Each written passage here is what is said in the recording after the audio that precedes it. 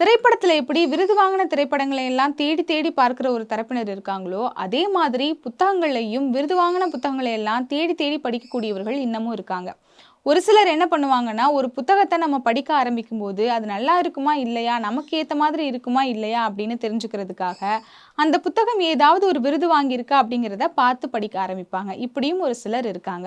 இந்தியாவ பொறுத்தவரைக்கும் எப்படி திரைப்படங்களுக்கு விருதுகள் வழங்கப்படுதோ, அதே மாதிரி புத்தகங்களுக்கும், எழுத்தாளர்களுக்கும் விருதுகள் அப்படிங்கிறது நெறையவே வழங்கப்பட்டுக்கிட்டு இருக்கு.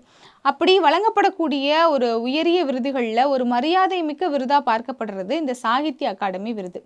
கிட்டத்தட்ட 1954ல இருந்து இப்ப வரைக்கும் ஒவ்வொரு ஆண்டும் ஒரு 24 மொழிகள்ல இருக்கக்கூடிய புத்தகங்களுக்கும், இலக்கியங்களுக்கும், அந்த எழுத்தாளர்களுக்கும் அவங்க விருதுகள வழங்கிட்டு வராங்க. இந்த சாகித்ய அகாடமி விருது பெற்ற புத்தகம் அப்படின்னாலே அதுக்கு ஒரு தனி மரியாதை இருக்கு. அப்படிதான் இப்ப வரைக்கும் இந்தியால பார்க்கப்பட்டுக்கிட்டு இருக்கு.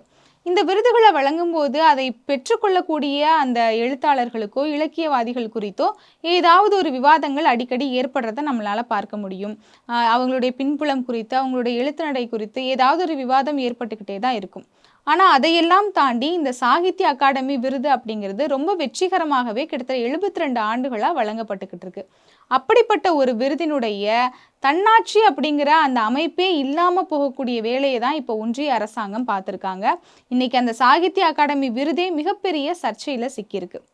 அது என்ன அப்படின்னா, கடந்த டிசம்பர் 18ஆம் தேதி எப்பவும் போல இந்த ஆண்டுக்கான சாகித்ய அகாடமி விருது வழங்குறதுக்கான எல்லா அறிவிப்புகளையும் வெளியிடுறாங்க. அது குறித்த நிகழ்ச்சி ஒன்றை ஏற்பாடு பண்ணியிருக்காங்க. செய்தியாளர் சந்திப்பையும் ஏற்பாடு பண்ணியிருக்காங்க.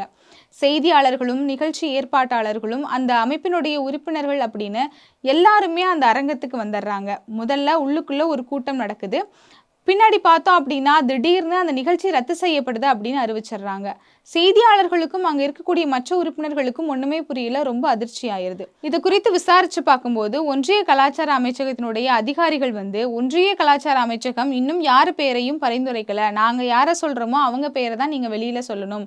அதனால நீங்க தேர்ந்தெடுத்திருக்கக்கூடிய அந்த பெயர்களை இப்ப வெளியில சொல்லக்கூடாது, செய்தியாளர் சந்திப்பும் நடத்தக்கூடாதுன்னு சொல்லி ஒரு உத்தரவையும் பிறப்பிச்சிருக்காங்க. இதுதான் அங்க நடந்திருக்கு. ஆனா இதற்கு முன்னாடியே அந்த 24 மொழிகள்லையுமே யார் யார் பெயர்களை தேர்ந்தெடுத்திருக்காங்களோ அவங்க பேர் எல்லாமே வெளியிடவும் செஞ்சுட்டாங்க. அதுல தமிழ் மொழிக்கான விருதுல தாமுயேகாசாவினுடைய மூத்த தலைவராக இருக்கக்கூடிய தமிழ்ச்செல்வனுடைய பெயரும் அதுல இடம்பெற்றிருந்துச்சு.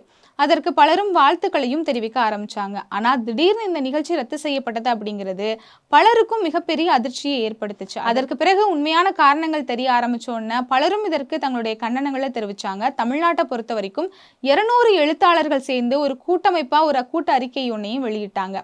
அதுல அவங்க என்ன சொல்லியிருக்காங்க அப்படின்னா, இந்த மாதிரியான ஒரு சூழ்நிலை அப்படிங்கிறது கலைத்துறைக்கு மிகப்பெரிய அச்சத்தை ஏற்படுத்தக்கூடிய ஒரு சூழ்நிலையை அமைஞ்சிருக்கு. இந்த நிலைமை அப்படிங்கிறது அரசாங்கத்துக்கு யாரெல்லாம் ஆதரவா இருக்காங்களோ அவங்களுக்கு தான் விருதுகள் கிடைக்கும் அப்படிங்கிற ஒரு சூழ்நிலையவே ஏற்படுத்தும் அப்படின்னு தங்களோட கவலைகளை தெரிவிச்சிருந்தாங்க.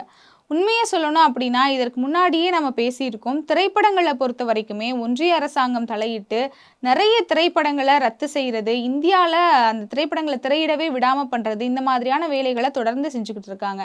சமீபத்தில் கூட கேரளாவினுடைய திரைப்பட விழாவில் கிட்டத்தட்ட ஒரு 19 படங்களை திரையிட விடாம தடை விதிச்சிருந்தாங்க ஒன்றிய கலாச்சார அமைச்சகம்.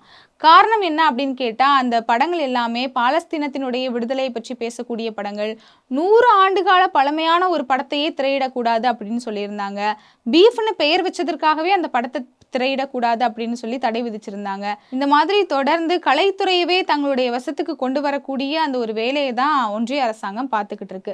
பொதுவாகவே இந்தியாவை பொறுத்த வரைக்கும் இங்க இருக்கக்கூடிய நீதித்துறை, காவல்துறை மாதிரியான, அமலாக்கத்துறை மாதிரியான தன்னாட்சி அமைப்புகளை எல்லாமே தன்னோட கட்டுப்பாட்டுக்குள்ள கொண்டு வரணும் அப்படிங்கிறதுல ஒன்றிய அரசாங்கம் முனைப்போட செயல்பட்டுக்கிட்டு இருக்கு. அதற்கான நிறைய நடவடிக்கைகளையும் எடுத்துருச்சு. ஏற்கனவே அமலாக்கத்துறை எல்லாமே ஒன்றிய அரசாங்கத்தினுடைய கைகளில் தான் இருக்கு. அவங்களுக்கு கைப்பாவையா தான் செயல்பட்டுக்கிட்டு இருக்கு அப்படிங்கிறது நமக்கு தெரியும். அந்த வகையில தான் இன்னைக்கு இந்த கலைத்துறையும் முழுமையா தன்னோட கட்டுப்பாட்டுக்குள்ள கொண்டு வரணும் அப்படிங்கிற நோக்கத்துல தான் இந்த சாகித்ய அகாடமியினுடைய ஒரு தன்னிச்சையான முடிவெடுக்கக்கூடிய திறனையே ஒண்ணுமில்லாம பண்ணக்கூடிய வேலையை ஒன்றிய அரசாங்கம் இன்னைக்கு பண்ணிக்கிட்டு இருக்கு. இனிமே இந்த எழுத்தாளர்கள்லாம் சொன்ன மாதிரி இந்த சாகித்ய அகாடமி விருதையுமே ஒன்றிய அரசாங்கம் கைக்கு போயிருச்சு அப்படின்னா, யாரெல்லாம் ஒன்றிய அரசாங்கத்தை புகழ்ந்து துதிபாடுறாங்களோ, அவங்களுக்கும் ஒன்றிய அரசாங்கத்தை எதிர்த்து பேசாதவர்களுக்கும் மட்டும் தான் வழங்கப்படும். அது மட்டும் இல்லாம எழுத்தாளர்கள் தங்களுடைய புத்தகங்கள அனுப்பி வச்சுட்டு, அங்க இருக்கக்கூடிய அதிகாரிகளுக்கு போய் அவங்களுக்கு என்ன தேவையோ அதையெல்லாம் செஞ்சு குடுத்து, அதற்கு பிறகு விருது வாங்கக்கூடிய ஒரு நிலைமையும் இதுல ஏற்படுறதுக்கான வாய்ப்புகள் இருக்கு. இனிமே வரப்போற இந்த சாகித்ய அகாடமியினுடைய அந்த விருது பட்டியல் எப்படி இருக்கு அப்படிங்கிறத பார்த்துட்டு தான், இந்த அரசாங்கம் எவ்வளவு மோசமான வேலைகளை எல்லாம் அதுல செஞ்சு வச்சிருக்கு அப்படிங்கிறது நமக்கு தெரிய வரும்.